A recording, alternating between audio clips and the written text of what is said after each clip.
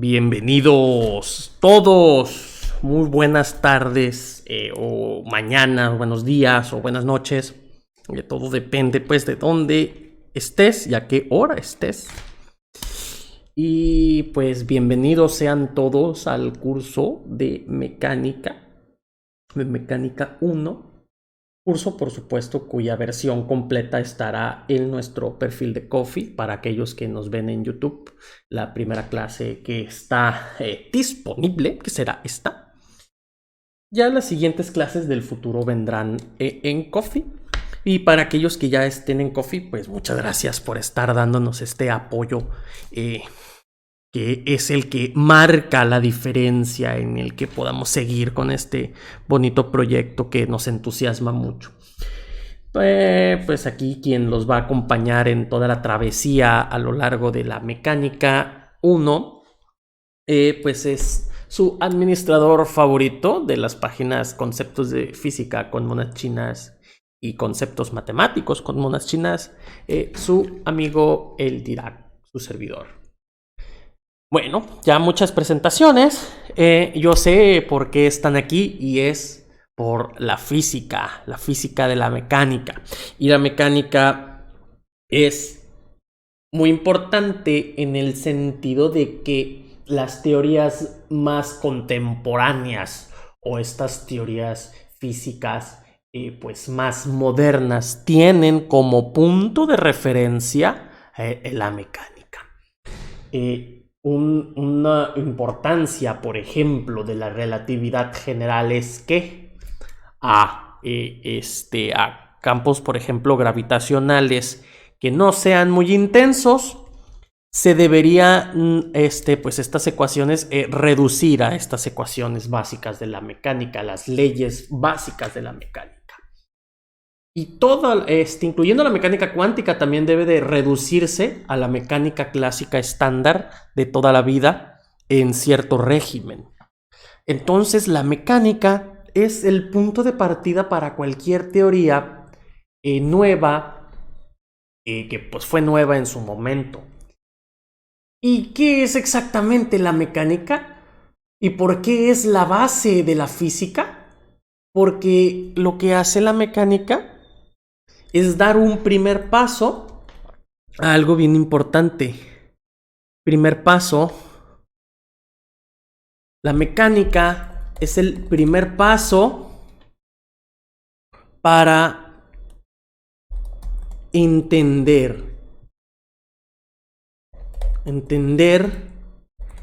el movimiento. Entender el movimiento. Esta es lo que hace. Esta es la razón por la que estudiamos mecánica. Porque entender el movimiento es el primer paso también, pues en la comprensión de sistemas complejos. Porque el movimiento es la principal manifestación del cambio de un sistema.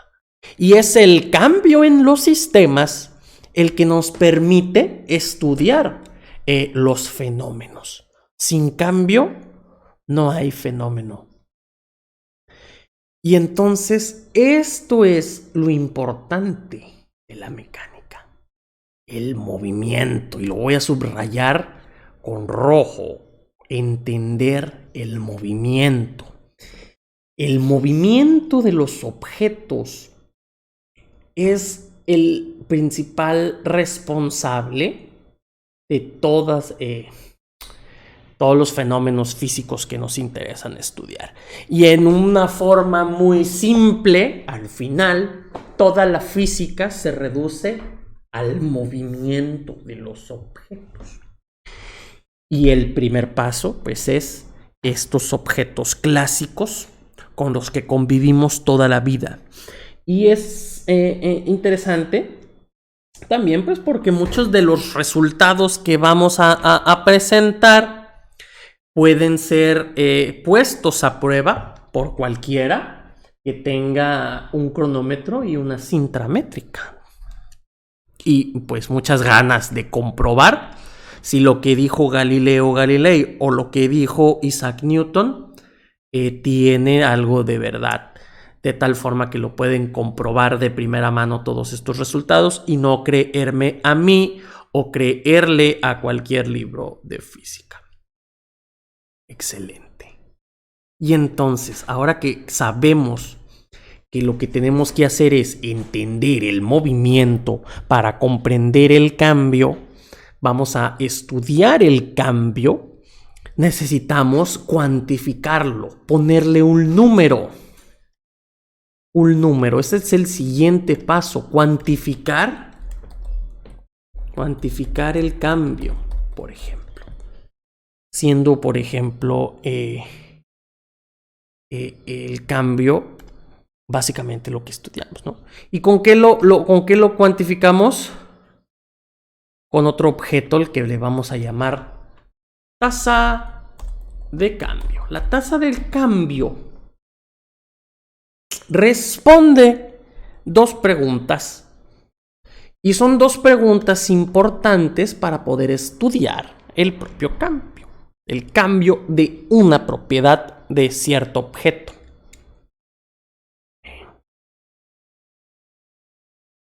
Vamos a ponerla por aquí. Lo primero, que responde, que cambia. ¿Qué cambia? ¿Qué es esto que está cambiando? ¿Y cuánto cambia? Estas son unas preguntas que nos contesta qué cambia y por supuesto qué tanto cambia. Y de igual importancia, porque sin este último objeto no podemos definir una tasa de cambio. Es básicamente con respecto a qué cambia. Esa propiedad que está cambiando y a la que le queremos asociar una tasa de cambio, ¿qué cambia? ¿Cuánto cambia? Y con respecto a qué se da ese cambio. Y por ejemplo, ¿qué podría ser? Una fogata, un fuego, una hoguera que va a calentar el aire a su alrededor. Eso lo podemos entender de nuestra experiencia con el fuego.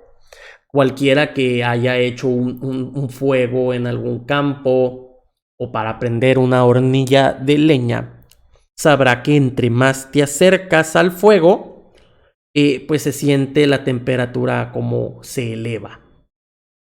Entonces ahí pues se responde, ¿no? Que cambia la temperatura del aire alrededor de la fogata. ¿Con respecto a qué cambia? Pues respecto a qué tan cerca estás del fuego. Muy cerca estará una temperatura más elevada.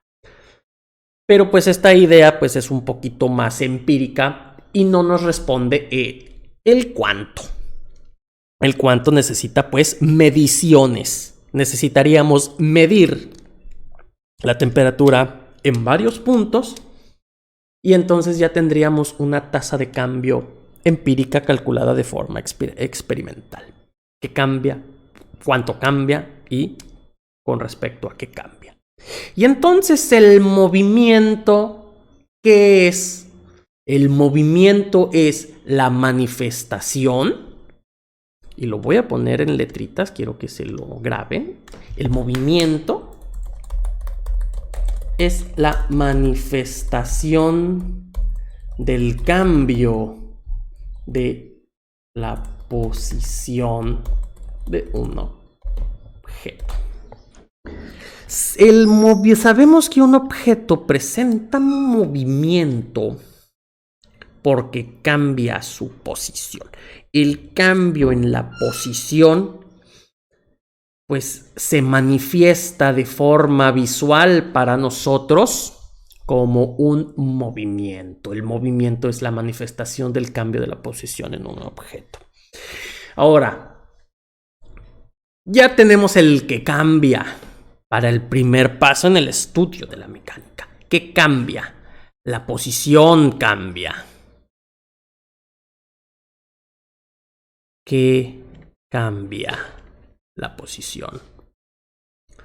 Y ahora viene la otra pregunta con respecto a qué cambia. Pues con respecto a un parámetro que nosotros tenemos cierta noción, que es el tiempo. Nosotros sabemos que a un determinado tiempo una pelota está en un punto dado y que pues pasa el tiempo y la pelota ahora está en otra posición. Entonces ahí está el movimiento. Que cambió la posición del objeto con respecto a que cambió al tiempo. Y nos falta la última pregunta. ¿Cuánto cambia? Y con eso tendríamos la respuesta a la tasa del cambio, que es el objeto primordial para el estudio serio de cualquier problema físico, no necesario, y eso incluye todas las áreas de la física. Pero en la mecánica, la tasa de cambio de la posición es la que resulta fundamental. Y vamos a hacer un ejemplo. Vamos a ponerlo visualmente. Visualmente, tú estás aquí, imagínate, y tienes tu cronómetro. El cronómetro es esta herramienta que nos permite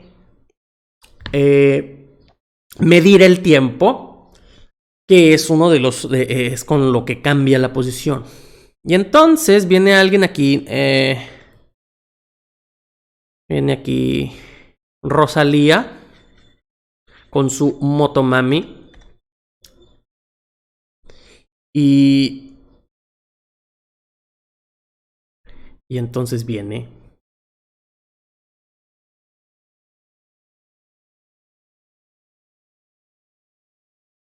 y ahí va, ¿no?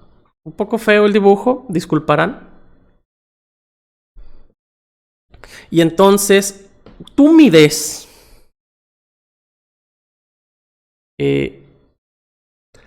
que, digamos, desde donde estás tú, vamos a poner el 0 en la distancia, es solo un punto de referencia, y de aquí a aquí hay una distancia llamada XY.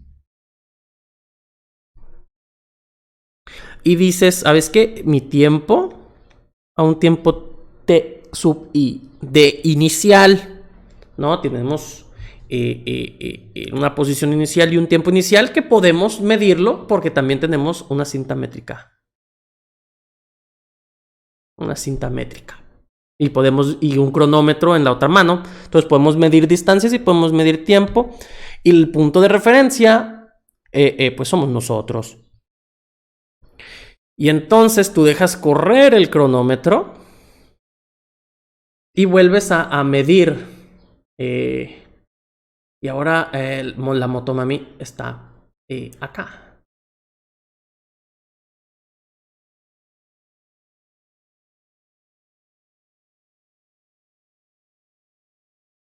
Ahora, la distancia desde donde estás hasta acá la puedes medir y es, digamos, XF de final.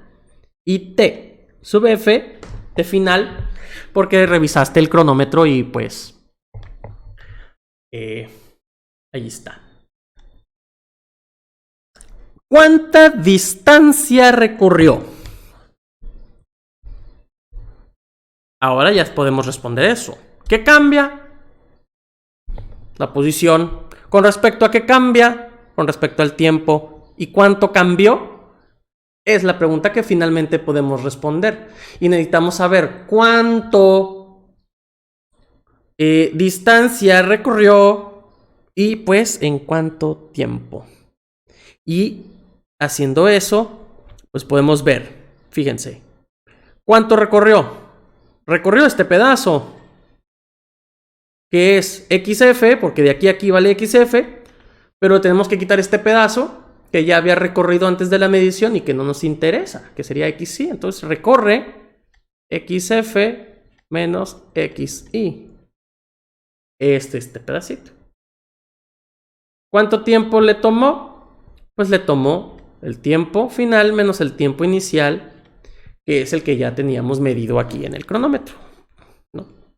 Y esto finalmente es nuestra tasa de cambio. ¿Cuánto recorrió con respecto a qué? O sea, ¿cuál es el parámetro del cambio? En la posición, el tiempo, y esta división nos da la tasa de cambio de la posición. Y la tasa de cambio de la posición tiene un nombre muy particular. Y lo vamos a poner como una V sub P. ¿Y qué nombre le damos nosotros? Le damos un nombre muy particular a esta tasa de cambio. No todas las tasas de cambio tienen el nombre. Esta sí.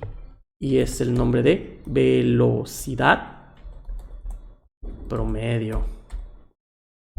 La velocidad promedio es la distancia total que tú recorres o que el objeto de estudio recorre en cierta cantidad de tiempo. De tal forma que podemos dejar correr el cronómetro una tercera vez y dejar que avance.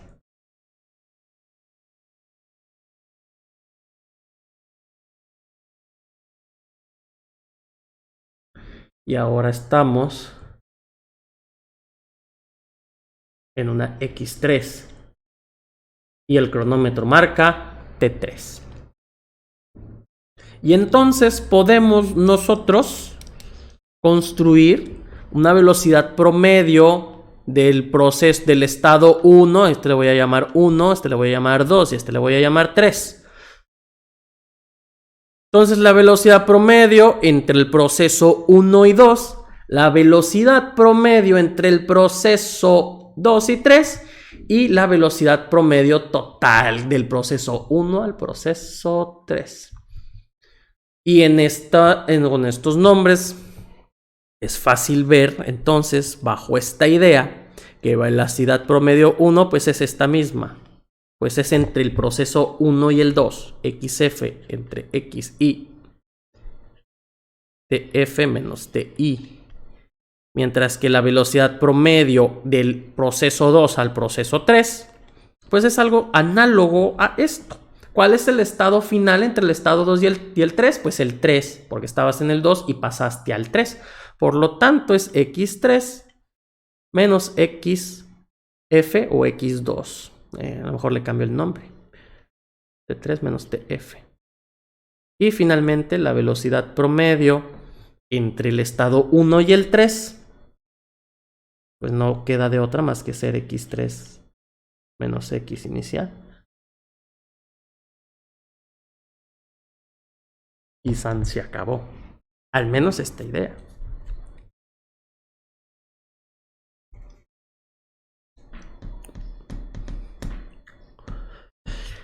Muy bien, esto hasta ahora pues puede parecer un poco intuitivo, ¿no? Pues simplemente es la distancia recorrida entre el tiempo que te toma recorrerla, es tu tasa del movimiento y es tu velocidad promedio.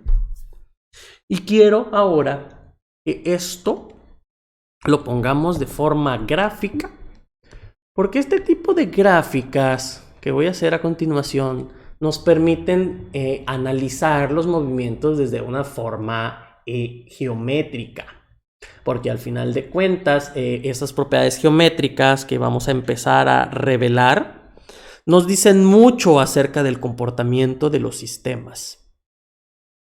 Y fíjense, espero que recuerden sus clases de geometría analítica, porque las vamos a necesitar. Pero si no, espero poder ser lo suficientemente claro en lo siguiente. Fíjense, eje de las abscisas va a representar el tiempo y el eje de las ordenadas nos va a representar la posición. Y la posición se vuelve una función del tiempo, ¿no? Cada posición está asociada a un instante en el tiempo. Y en este punto vamos a poner el tiempo inicial y aquí el tiempo final.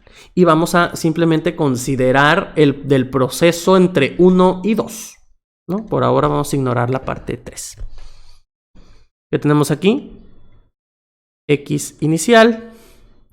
Y digamos que acá está X final. Entonces, estos puntos en este plano nos representan en los estados 1 y 2. Porque en un tiempo inicial estamos en X inicial, en la posición inicial, y en el tiempo final estamos en la posición final. Voy a unir esto con líneas punteadas para que pueda ser más claro. Fíjense ahora. Ahora lo que voy a hacer es unir con una línea los dos puntos. Yo uno y uní. Muy bien. Y voy a poner otra línea punteada aquí, que la voy a necesitar. Muy bien. Esta línea punteada pues es paralela al eje de las abscisas. Ya habíamos dicho que la velocidad promedio, si quieres 1, es X final menos posición inicial entre el tiempo final menos el tiempo inicial. Muy bien, esto va a ser muy relevante. Quiero que veamos entender este triángulo que formamos aquí. Y es un triángulo rectángulo, porque si esta línea es paralela al eje del tiempo, esta línea pues sería paralela al eje de las X, o al eje de la posición, o al eje de las ordenadas. Por lo tanto, hace el 90 grados. Y entonces de este lado, este cateto de este triángulo que formamos, pues ¿cuánto vale? Pues si de aquí a aquí vale tiempo final y de aquí a aquí vale tiempo inicial, creo yo que es bastante evidente que de aquí a aquí pues no queda de otra más que sea t final menos t inicial, ¿no? Porque estamos quitando este cachito que vale t inicial a todo el cacho grande que vale t final. Y de una forma análoga, este otro cateto de aquí vale X final menos X inicial. Y entonces ahora esto que habíamos hecho o analizado desde el punto de vista de las tasas de cambio, lo podemos ahora entender desde un punto de vista un poquito más geométrico. ¿Por qué? Porque si a este ángulo de aquí le ponemos un nombre, le ponemos alfa, digamos, A de alfa, ¿qué relación hay entre este ángulo y estos catetos? Pues bien sencillo, porque la tangente de alfa es cateto opuesto XF menos XY entre cateto adyacente T final menos T inicial. Fíjense entonces cómo la tasa de cambio o la velocidad promedio no es nada más que la tangente del ángulo que hace esta línea, que es básicamente la trayectoria a lo largo de la posición y del tiempo. En la gráfica pues, del tiempo y la posición. Y entonces hemos hecho una conexión entre una idea más analítica como lo es la tasa de cambio con una idea geométrica como es la tangente de un ángulo. Y entonces pues esto nos dice mucho acerca del comportamiento de los sistemas y lo vamos a averiguar sobre todo más adelantito, ¿no? Esto también lo podemos asociar con una pendiente, la pendiente de la curva. Y estas gráficas tiempo contraposición pues son las que nos dan toda la información relevante en estos sistemas. A lo mejor estarán pensando que estoy tardándome mucho aquí, que estoy explayándome de más en este tema que podría ser sencillo. Pero déjenme decirles que muchos de los errores que se suelen cometer a la hora de resolver estos problemas es que no se termina de entender exactamente lo que la velocidad promedio nos quiere decir, lo que significa.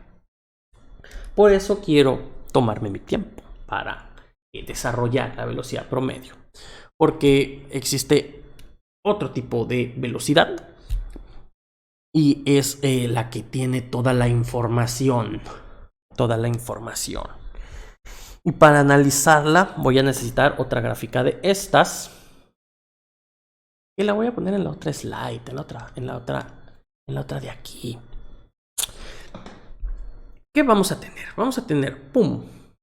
De nuevo, el eje de las X. Y fíjense ahora cómo lo hago más grande. El problema de hacerlo más grande, es que pues batallo un poquito más aquí para dibujarlo. Pero créanme que le estoy poniendo el máximo empeño en que esto me quede bonito. Entonces aquí vamos a tener X inicial. Esta va a ser la marca de X final, ¿no? Y aquí va a estar T inicial. T inicial. Qué fea la dibujé. T inicial aquí. T final va a estar acá. Y de nuevo, los puntos.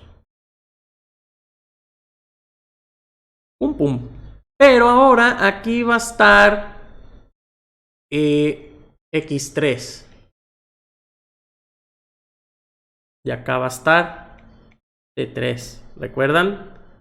Este último nuevo proceso. Y vamos a unir todo con líneas punteadas.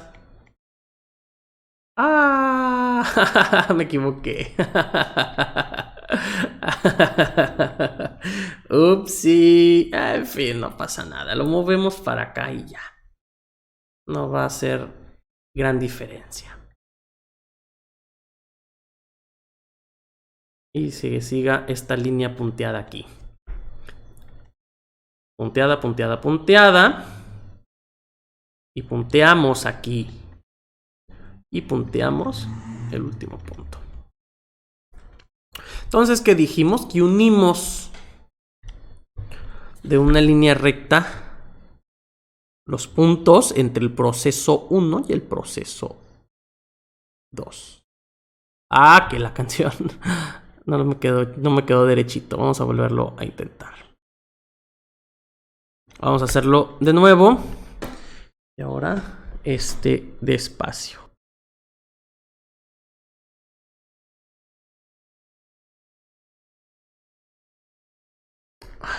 Bueno, más o menos. Espero que puedan imaginarse que es una línea recta. Ahora la siguiente la voy a poner en azul. ¿Por qué? Bueno, antes de eso vamos a ponerle números. 1, 2 y proceso 3.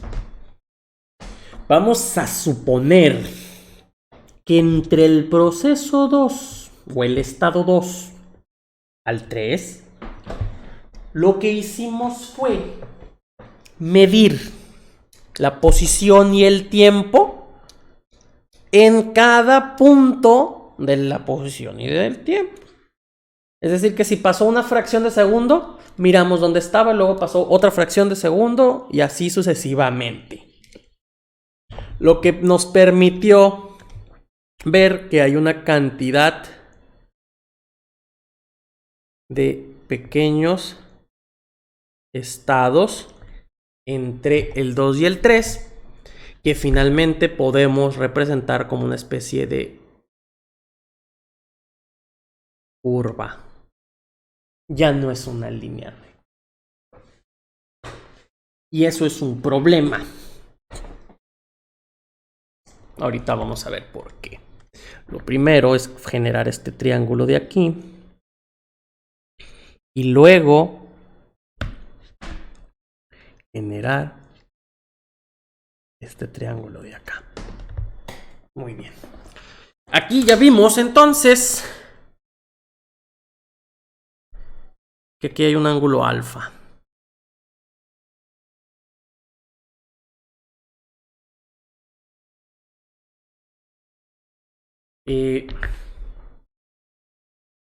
Y ahora yo voy a conectar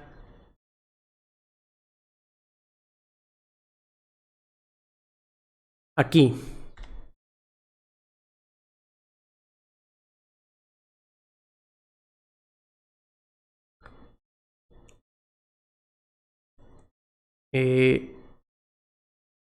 Aquí tenemos un nuevo ángulo que le voy a llamar alfa 2 y este va a ser alfa 1. Entonces, por la misma analogía que hicimos aquí, vemos que la velocidad promedio 1 es la tangente de alfa 1, mientras que la velocidad promedio 2 pues no sería más que la tangente de alfa 2. Y la línea que conecte este punto 1 con el punto 3, la línea recta que los conecte, cuyo ángulo sea alfa 3, pues va a tener lo siguiente, que la velocidad promedio 3, pues no sería más que la tangente de alfa 3. Ojo, velocidad promedio. Pero en el estado 2 al 3 hay una curva que nosotros sabemos que es verdad porque la medimos, ¿no? Imagínense que estamos haciendo este experimento y pudimos medir eso y que nos dio este resultado. Si la velocidad es geométricamente la pendiente de la curva, eso significa que estrictamente hablando, voy a juntar los puntos bien aquí en la trayectoria, en la curva. Estrictamente hablando, cada punto de la verdadera curva, de la curva esta que nosotros sabemos que es lo que pasó en la realidad, tiene una tangente asociada. Y esta pendiente cambia con el tiempo. Esto significa entonces que necesitaríamos describir una nueva tasa de cambio para la pendiente, una tasa de cambio para la velocidad. Pero antes de hablar del cambio de la velocidad, quiero que veamos entonces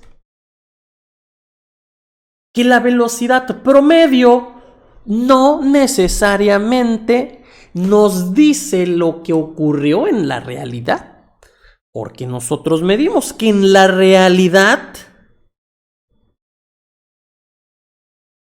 pasó esta curva azul.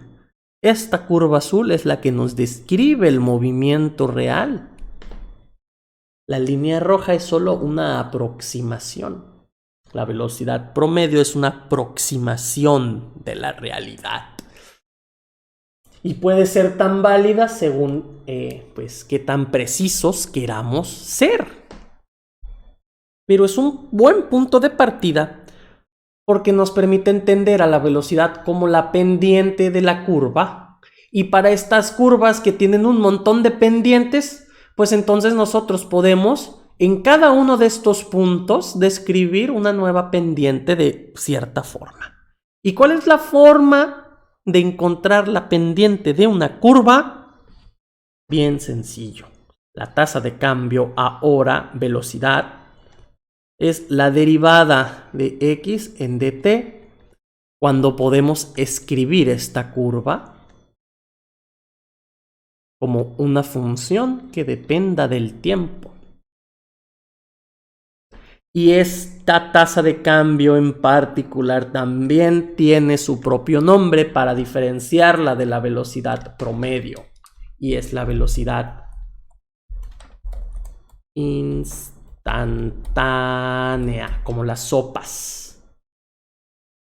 La velocidad instantánea o simplemente velocidad. Noten ahora, por ahora, que yo estoy trabajando en una sola dimensión, solo movimientos en línea recta. A pesar de que esta curva no es una línea recta, nos representa un movimiento en línea recta, solo que con la velocidad cambiando en cada instante del tiempo. Son movimientos unidimensionales.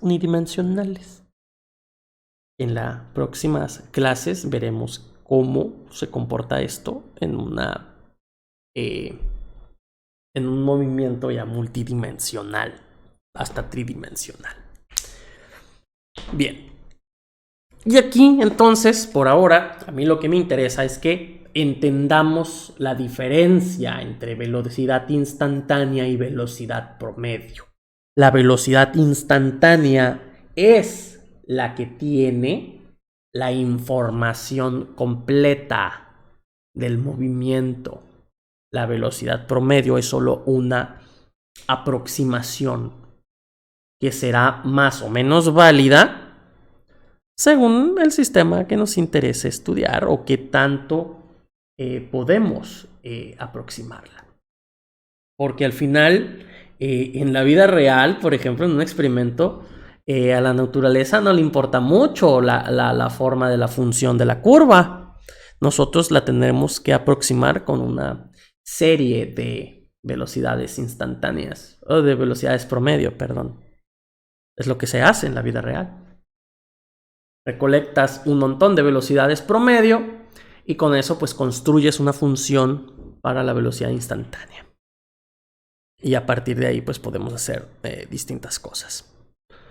O pues podemos modelar distintos fenómenos con una función, ¿no? X de t. Y uno de estos sistemas pues es uno muy importante, el que vamos a estar volviendo en varias ocasiones en este curso, y que quiero que hablemos de él de una vez. Pero antes de decirles el nombre, voy a hacerles una pregunta. Y yo lo que quiero es que le pongan pausa a la clase y estén un rato pensando en la pregunta y traten de contestarla. Y esta pregunta es... ¿qué ocurre? ¿Qué ocurre cuando EB es igual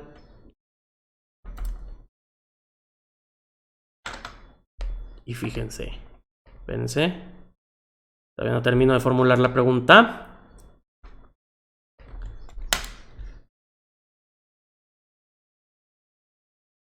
¿Qué ocurre cuando la velocidad instantánea es igual a la velocidad promedio en todos los puntos del recorrido?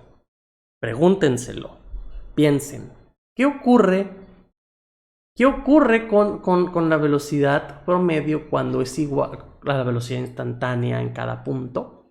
¿Qué les ocurre? ¿Cómo se relacionan? Pónganle pausa a la clase y piensen en esta pregunta. Les voy a dar unos segundos más, pero pónganle pausa y piensen y contéstenla y vienen.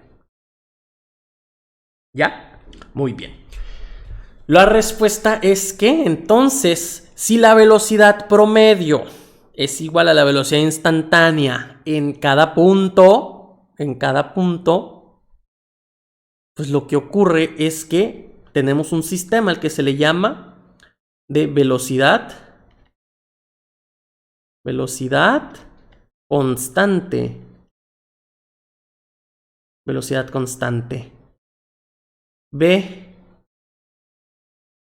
es igual a una constante.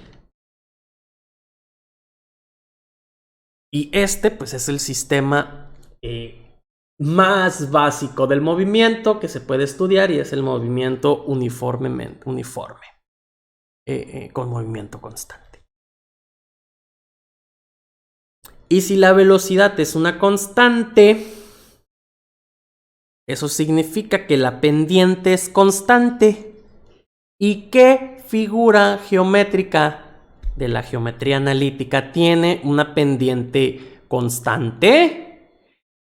Pues bien fácil, porque es la línea recta. Y la gráfica X contra T, o del tiempo y de la posición, es una línea recta como esta o como esta. Y entonces nosotros ya podemos describir la posición de un objeto a lo largo del tiempo.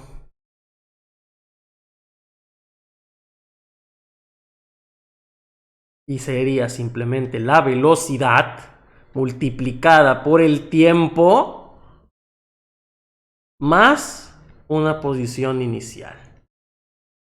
Que en el lenguaje de la geometría analítica, B es la pendiente. Nada más la pendiente de la recta. Y XY es simplemente la ordenada. Ordenada en el origen. En el origen. Voy a escribir el análogo en geometría analítica en las ideas, que es simplemente y igual a mx más b. No, esta es una línea recta en geometría analítica. Y es exactamente esto mismo, nada más que le hemos cambiado el nombre a los objetos. Ahora, la y de la geometría analítica es la x, que representa simplemente la distancia recorrida. El eje de las abscisas, que es x aquí, en el lado derecho, en el lado izquierdo es el tiempo, pues es el parámetro que gobierna el movimiento. La pendiente de esta línea recta, pues en analítica la hemos representado con esta m, pero pues ahora en el contexto de la mecánica, pues es simplemente la velocidad, es lo que significa. Y la ordenada en el origen es esta p, pues ahora es lo que representa es la posición inicial. Cuando el tiempo vale 0, cuando empezamos a medir, cuando empezamos el experimento, necesitamos una condición inicial, o las condiciones iniciales de nuestro sistema que estamos estudiando, y en el movimiento uniforme se ve representado entonces con una coordenada en el origen, ordenada en el origen, XY, X inicial, estado inicial.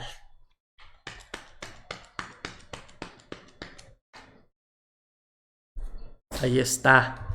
Y esta ecuación, esta fórmula, fue una revolución en la época de Galileo. Porque con dos simples parámetros, con dos simples datos, la velocidad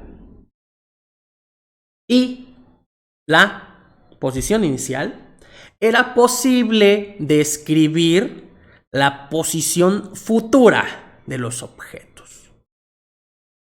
Esta fórmula nos permite ver hacia el futuro con dos simples datos. Porque si un objeto va a tener esta velocidad constante siempre, para toda la eternidad, y sabemos en dónde estuvo en un principio, podemos saber en cuánto estará en 3 segundos, en 3 días, en 1000 años. Esto pues termina siendo altamente relevante, al menos en esta idea de que podemos predecir el comportamiento de los sistemas futuros. Muy, muy importante. Bien, y vamos ahora a hacer un pequeño ejercicio de velocidad constante que va a ilustrar muy bien la importancia de elegir correctamente la dirección de la pendiente y la ordenada en el origen. Fíjense, vamos a pensar entonces un carrito aquí, ¿no? Up. Se mueve en esta dirección con una velocidad 1 de 100 kilómetros por hora. Y de este lado viene un camionzote. Y como es un camión, estaba moviendo para este lado. Como es un camión, su velocidad es un poco menor, porque pues está muy pesado. La velocidad 2 será 80 kilómetros por hora. Ahora, la separación entre ellos es de 20 kilómetros nada más. Si por alguna razón están distraídos y no se ven, porque están distraídos en cualquier otra cosa, ¿cuándo y dónde van a chocar? ¿Cuándo y dónde van a chocar? Y es una pregunta pues interesante. Y pues es bien sencilla de responder ahora que entendemos el comportamiento de los objetos que se mueven a velocidad constante. Y solo hay que considerar dos estados. Y vamos a describir cada uno, ¿no? Cada carrito, el carro y el camión, van a estar gobernados por una ecuación de movimiento constante, similar a esta. Una será x1 para el carro, que es la posición en el tiempo del carro y la posición en el tiempo del camión. Muy bien. Vamos a empezar con el carrito. ¿Cuál es la velocidad del carro, del coche? Pues es bien fácil, porque es 100 kilómetros por hora. Aquí nos los dice, ¿no? 100 kilómetros por hora. Por la cantidad de tiempo que está ahí. Más X inicial. Si empezamos a medir a partir del momento en el que están separados por 20 kilómetros, pues podemos poner el origen aquí en el carro y podemos poner el origen aquí en este de aquí, el otro extremo, los 20 kilómetros acá. Al final de cuentas, la separación entre ellas es lo que vale 20. Y entonces aquí sería más 0. Entonces no lo pongo. Y pues esto es todo. Ahora, x2 de t. El camión se está moviendo en sentido contrario al carro. Por lo tanto, es conveniente que la velocidad pues también tenga pues sentido contrario. Es decir, sea menos 80 kilómetros por hora por el tiempo. Y ahora, pues la posición inicial ya no es 0, sino 20 kilómetros. Y esta pues es son nuestras ecuaciones del movimiento para cada objeto en particular. Fíjense ahora lo que vamos a hacer. Antes de meternos a resolver, a lo mejor alguno de ustedes, de los que ya estén aquí viendo el sistema, ya sepa lo que hay que hacer. Pero, pues, para quien no lo sepa, antes de explicar la solución, voy a volver a hacer una gráfica de la posición en contra del tiempo. Tiempo, posición 0, y aquí van a estar los 20 kilómetros.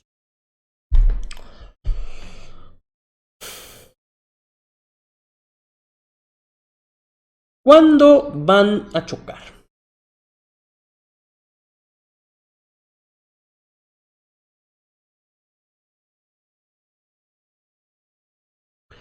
Primeramente voy a dibujar con un azul x2 de t. Como la pendiente es negativa y la ordenada en el origen es 20 kilómetros, pues entonces la línea recta sería algo así. ¿Verdad? Y en rojo, pues yo pongo la siguiente, x1. Como la pendiente es positiva y la ordenada en el origen es 0, pues empezamos aquí. Y es un poquito más inclinada porque es de 100. Y ya está. Entonces, ¿en qué punto? Va a haber un punto en el recorrido en el que sus posiciones y sus tiempos sean iguales. Es decir, gráficamente es el punto de intersección en estas dos rectas. Este es x1 de t y este es x2 de t. Un método gráfico pues sería que si esto está perfectamente dibujado a escala, este punto debería de ser el adecuado. Ahora, analíticamente lo que podemos hacer es que va a existir un tiempo t en el que x1 y x2 sean iguales. Por lo tanto, podemos igualar ambas fórmulas. Es decir, 100 kilómetros por hora por este tiempo debe de ser igual a menos 80 kilómetros por hora más 20 kilómetros. ¿No? Entonces lo que podemos hacer ahora es simplemente despejar t. Y aquí está t. Por ejemplo, este menos 80 kilómetros por hora por el tiempo. Lo puedo pasar sumando y me quedaría entonces 180 kilómetros por hora por el tiempo igual a simplemente 20 kilómetros. Entonces, el tiempo en el que chocan el carro y el camión, pues tiene que ser 20 entre 180. Son 20 kilómetros entre 180 kilómetros por hora. Que es en realidad 20 entre 180 horas o simplemente 0.11 horas.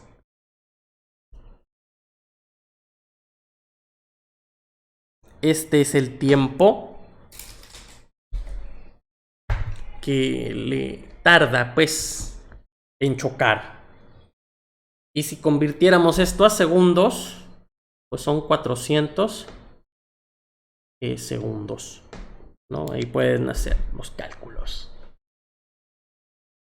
Entonces este es 0.11 horas o 400 segundos, que sería alrededor de 6 minutos, por ahí, un poquito más de 6 minutos. Ahora, ese es el cuándo y el dónde va a estar exactamente esa colisión. Pues simplemente hay que evaluar cualquiera de las dos en este tiempo. Al fin y al cabo, pues ahí se interseca. Y pues la más fácil es con x1 y simplemente lo llamo x. Y serían 100 kilómetros por hora por 0.11 horas. Y pues eso no es nada más que 11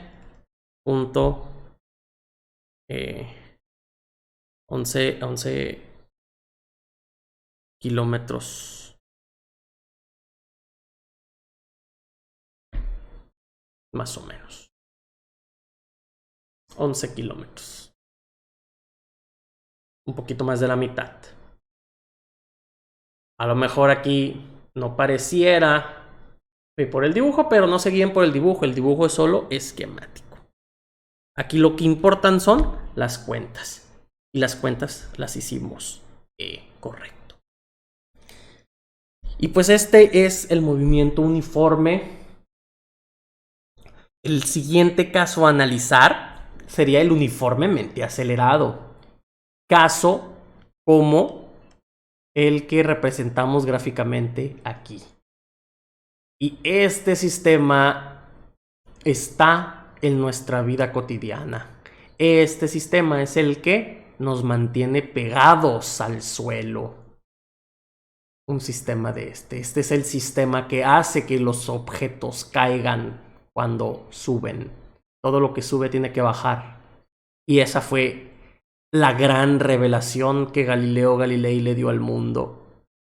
Y es tan importante y tan infravalorado en los cursos que yo no entiendo por qué, si debería de ser la gran lección, el movimiento uniformemente acelerado. La gran lección, pues en su tiempo fue la revolución total, pues puso fin a un pensamiento aristotélico del movimiento de los objetos dados por los 4 elementos.